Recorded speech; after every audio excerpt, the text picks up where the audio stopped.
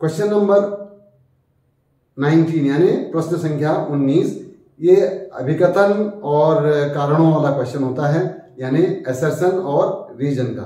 तो अभिकथन है ए, एक उत्तल दर्पण हमेशा अपने पीछे एक प्रतिबिंब बनाता है और बनने वाला प्रतिबिंब आभासी होता है। कारण बता रहे हैं आर यानी रीजन, संकेत परिपाटी के अनुसार उत्तल दर्पण की फोकस दूरी धनात्मक होती है।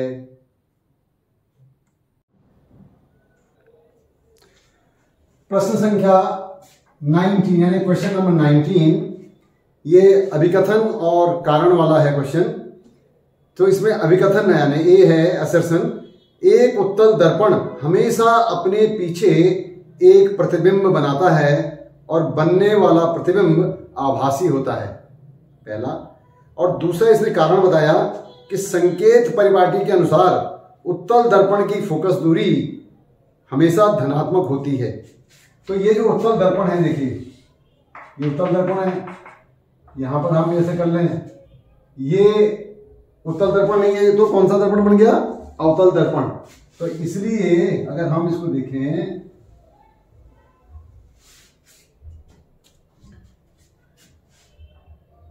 ये एक उत्तल दर्पण है और ये इसकी मुख्य अक्ष है। तो मुख्य अक्ष पर अगर हम एक वस्तु रखते हैं सामने, तो इससे जो आने वाली किरण जो है वो कहां से होके जाएगी? हमेशा फोकस से होके जाएगी। तो ये यूं निकल जाएगी, अंदर तो आ नहीं सकती। और दूसरा जो है वक्रता केंद्र से, अगर आप एक देखेंगे किरण आएंगे यहां से, तो ये यहां से होते हैं तो सी पे लगेगी। तो ये कहां है? ये एक्चुअल में यहीं से वापस हो जाएगी। तो ये दोनों क्या है? आगे जाके मिल ही नहीं सकती। तो जब किरणें जो हैं परावर्तन के पश्चात, दर्पण से परावर्तन के पश्चात जब वास्तव में मिलती हैं, तो प्रतिबिंब क्या होता है? वास्तविक। और अगर वो आभास होती है मिलती हुई, जैसे यहां पर हो रही है कि ये यहां मिलेंगी शायद, तो ये आभास हो रही है मिलती हुई यहां पर, इसलिए जो प्रतिबिंब बनेगा वो आभासी बनेगा।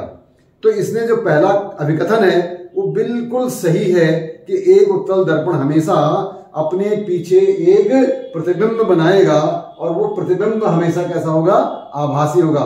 तो यानी अभिकथन सत्य है। अब कारण क्या बता रहा है वो? कि संकेत परिपाटी के अनुसार उत्तल दर्पण की फोकस दूरी धनात्मक होती है।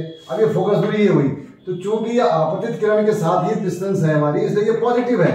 तो ये पॉजिटिव सही है, यानी कथन सही है और आपका कारण भी सही है। लेकिन जो कारण है वो पहले का क्या नहीं है? सही स्पष्टीकरण नहीं है।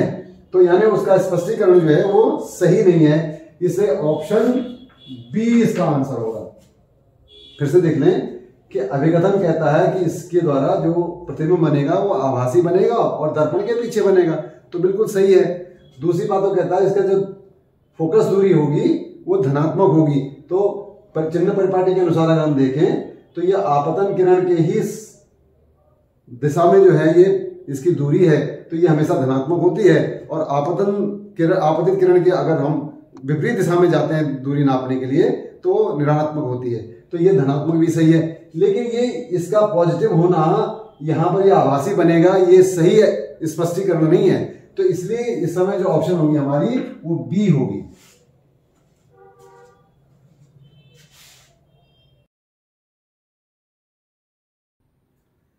प्रश्न संख्या 24 यानी क्वेश्चन नंबर 24, इसमें फिर एक चित्र दिया है और उस चित्र को आप देखेंगे ध्यान से। और उपरोक्त चित्र एक लेंस द्वारा एक प्रतिबिंब के निर्माण को एक मोटी रेखा द्वारा दर्शाया गया है। यानी जो इसमें चित्र में जो लेंस है उसको एक मोटी रेखा द्वारा दर्शाया गया है। चित्र का विश्लेषण करें और निम्नलिखित प्रश्नों के उत्तर दें। तो पहला प्रश्न है ए, किस प्रकार का लेंस प्रयोग किया जाता है? बी है, प्रतिबिंब की प्रकृति क्या है? सी है, यदि प्रतिबिंब लेंस से 30 सेंटीमीटर की दूरी पर बनता है और प्रतिबिंब वस्तु के आकार से दोगुना है, तो वस्तु कहां रखी गई है बताना है। क्वेश्चन नंबर 24 यानी प्रश्न संख्या 24,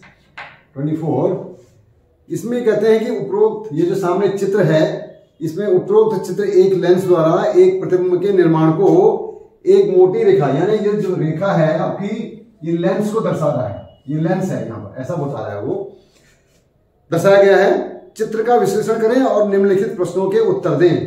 पहला ये है कि किस प्रकार का लेंस प्रयोग किया जाता है। तो अगर आप ध्यान से देखें तो ये जो मुख्य अक्ष के समांतर जो किरण आ रही है, आपतन किरण, ये क्या हो रही है, फैलने के बजाय या सीधे जाने के बजाय क्या हो रही है, अभिसारित हो रही है, यानी कन्वर्ज हो रही है। ये अभिसरण हो रहा है, इसका अभिसारित हो रही है, मतलब मिला रहा है, नजदीक ला रहा है। तो ये कौन है, इसका मतलब कौन सा लेंस है, ये लेंस उत्तल लेंस है, अभिसारी लेंस, इसका नाम है अभिसारी लेंस यानी उत्तल लेंस। तो ए का आंसर है उत्तल लेंस। ये अब बी क्या कह रहा है, प्रतिबिंब की प्रकृति क्या है। अब आप देखें ध्यान से, ये किरण गई, ये अभिसारित होकर फोकस से चली जाएगी, दूसरी जो है इसके प्रकाश केंद्र से जा रही है और वो हमेशा सीधी जाती है। अब ये दोनों आगे फैल रही हैं, तो ये मिलने से तो रही, ये मिल तो सकती नहीं, इसका मतलब ये क्या होगी, आभास होंगी कहीं पीछे मिलती हुई। तो इसमें प्रतिबिंब जो है वो क्या है, आभासी है, ना कि वास्तविक। तो प्रतिबिंब की प्रकृति उसने बोला है ये होगी आभासी, आभासी प्रतिबिंब, ये आभासी प्रतिबिंब बन गया।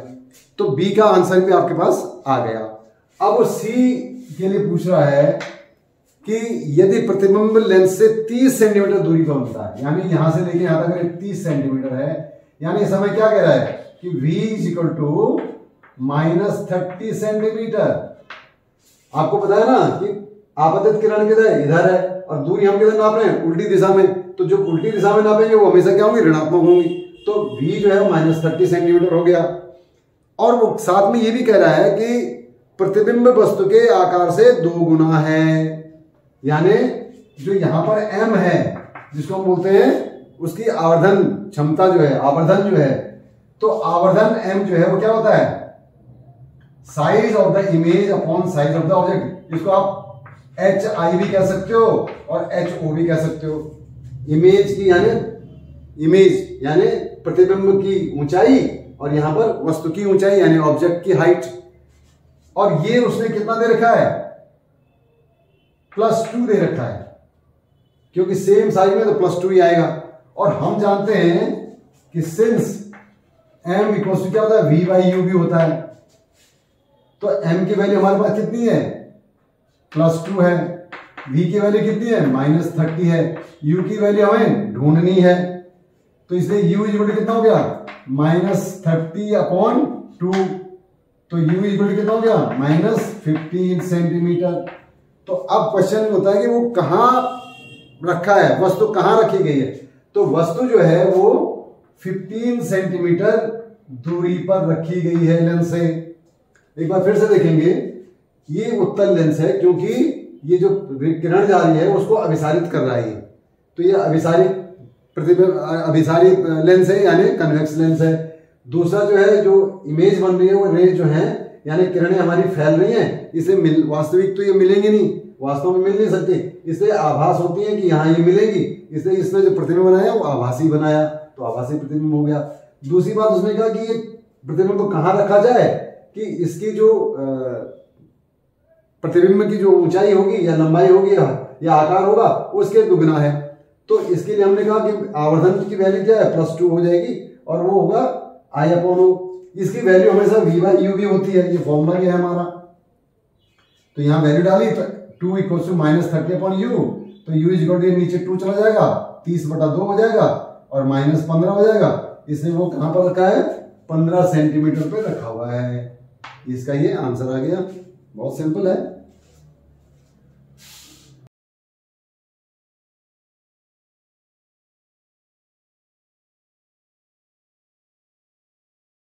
प्रश्न संख्या 25, इसमें भी फिर एक चित्र है जो विद्युत परिपथ बनाया हुआ है।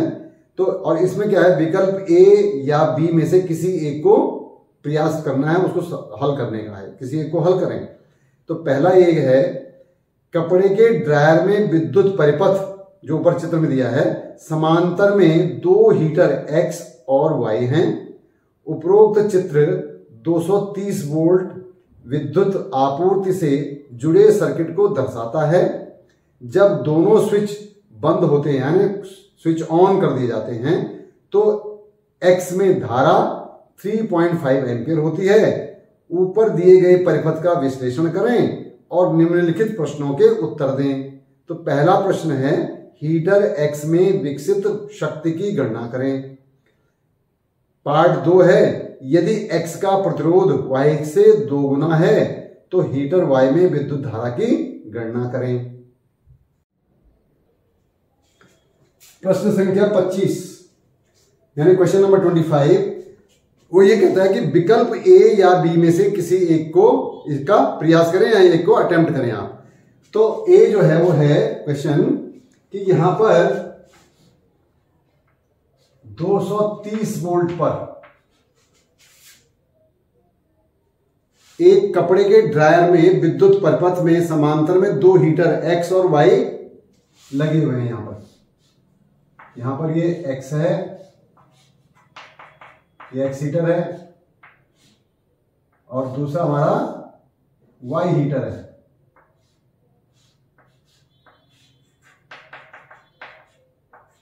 ये समांतर में लगे हुए हैं। ये 230 वोल्ट विद्युत आपूर्ति पर जुड़े हुए हैं। जब दोनों स्विच बंद होते हैं यानी इन दोनों को हम क्या कर देते हैं, इसको बंद कर देते हैं, यहां भी इसको बंद कर देते हैं यानी ऑन कर देते हैं आप तरह से दे, तो X में धारा जो चलती है वो 3.5 एम्पीयर यानी 3.5 एम्पीयर होती है। ऊपर दिए गए परिपथ का विश्लेषण करें और निम्नलिखित प्रश्नों के उत्तर दें। तो पहला कहता है कि हीटर X में विकसित शक्ति की गणना करें। इसमें पावर ढूंढनी है हमें। तो हमारे पास जो पावर होती है यानी शक्ति होती है, P बढ़ जाता है V इंटू आई। तो जो Px होगा Px होगा Vx इंटू Ix। तो चूंकि समांतर में जुड़े हैं तो समांतर में क्या होता है, विभवांतर या विभव जो है होता है, वोल्टेज सेम रहती है। तो यानी X की वैल्यू कितनी है, Vx के 230 वोल्ट और Ix उसने दे ही दिया 3.5 एम्पीयर। तो इसलिए हमारे पास Px की वैल्यू क्या आ जाएगी, Vx हो गया 230 वोल्ट इंटू Ix हो गया 3.5 जो हो गया 805 वॉट। उसकी यूनिट क्या है, वॉट। यूनिट जरूर लिखनी है, अगर यूनिट लिखेंगे तो आपका सब कुछ सही करने के बाद आधा नंबर कट जाएगा, इसे यूनिट जरूर लिखें बच्चों। अब उसका दूसरा पार्ट कहता है यदि X का प्रतिरोध, सेकंड पार्ट में क्या कहता है कि Rx is twice of Y Ry, कि X का प्रतिरोध Y के प्रतिरोध से दुगना है तो हीटर Y में विद्युत धारा की गणना करें। अब आप ध्यान से देखें कि Ix क्या होगा, Ix होगा Vx अपॉन Rx। अब Vx की वैल्यू कितनी है 230 और यहां हमने लिख दिया Rx, कोई दिक्कत नहीं है, हमें ढूंढने की आवश्यकता ही नहीं है। और इसमें साफ साफ लिखा है कि Ix की वैल्यू कितनी है 3.5 is equal to 230 upon Rx। ये है ये 3.5 एम्पीयर है, ये इसकी अब जरूरत नहीं है वैसे। अब आप जरा देखें आई वाई ढूंढना है आपको। आई वाई कितना हो जाएगा V Y upon R Y. V Y कितना है, वही वी एक्स के बराबर है 230 ही है। आर वाई कितना है, आर एक्स अपॉन 2 हो जाएगा ना। यहां से देखिए अगर हम यहां से ढूंढे तो आर वाई क्या है आर एक्स अपॉन 2। अब यहां कितना हो गया देखिए ध्यान से, 2 तो ऊपर चला जाएगा और ये इंटू क्या हो जाएगा 230 अपॉन आर एक्स। और 230 अपॉन आर एक्स की वैल्यू कितनी है 3.5 है। इसलिए मैं लिख सकता हूं कि I Y is equal to 2 into 3.5 that is 7 ampere, और यू कैन से 7.0 एम्पियर, तो कुछ भी लिख सकते हैं। तो ये इस तरह, तो यहां पर हमें आर एक्स की वैल्यू निकालने की आवश्यकता नहीं है, निकाल सकते हैं इससे, बट जरूरत नहीं है, क्योंकि अल्टीमेटली हमने आई वाई निकालनी है, तो आई वाई इसके टर्म्स में निकल सकती है। एक बार फिर से देखना है कि पीएक्स पूछा है उसने, पीएक्स यानी ये जो सर्किट है इसमें 230 वोल्ट है, यहाँ पर 3.5 एम्पीयर करंट चल रही है। ये जो एक्स जो है हीटर है और ये दूसरा वाई हीटर है, ये ड्रायर है। अब इसमें वो पूछता जब इस सर्किट ऑन कर दोगे तो करंट यूं भी चलेगी और इधर भी चलेगी, लेकिन इसका वोल्टेज वही होगा जो ये है और इसका वोल्टेज होगा जो ये है। तो उसने कहा शक्ति यानी पावर, तो शक्ति कितनी होगी, P इक्वल टू VI होता है, तो PX इक्वल टू कितना होगा, VX इंटू IX हो जाएगा। बेसिक फॉर्मूला क्या है कि P इक्वल टू VI, यही होता है ना। तो उससे हमने PX क्या होगा, VX IX हो गया। और VX की वैल्यू कितनी है, 230 वोल्ट, IX की वैल्यू उसने दे रखी है 3.5 एम्पियर, तो यहां से हमारा PX निकल जाएगा 230 इंटू 3.5, दैट इज 805 वॉट, ये यूनिट है। अब उसने कहा कि RX की जो वैल्यू है ना वो RY से डबल है, दुगना है, तो हमने वो कह दिया लिख दिया RX इज 2 इंटू RY, इसका मतलब RY की वैल्यू क्या होगी, RX/2। अब वो कह रहा है कि जो Y में करंट चल रही है यहां पर, इसको ढूंढो, ये IY की ढूंढो, ये क्या थी, IX थी। तो IY क्या होगा, तो IX क्या है, VX upon RX, that is 230 upon RX, वो 3.5 के बराबर है, ये हम यूज करेंगे बाद में। अब IY ढूंढना मैंने तो VY बाई RY होगा, RY की वैल्यू क्या है, RX अपॉन 2 है, ये 2 ऊपर चला जाएगा, तो 2 इंटू 230 अपॉन RX, और 230 अपॉन RX की वैल्यू यहां से देखिए ये दिया हुआ है इधर, तो इसको मैंने क्या कर लिया, 2 into 3.5 that is 7 ampere, that is 7.0 ampere, तो ये निकल गया।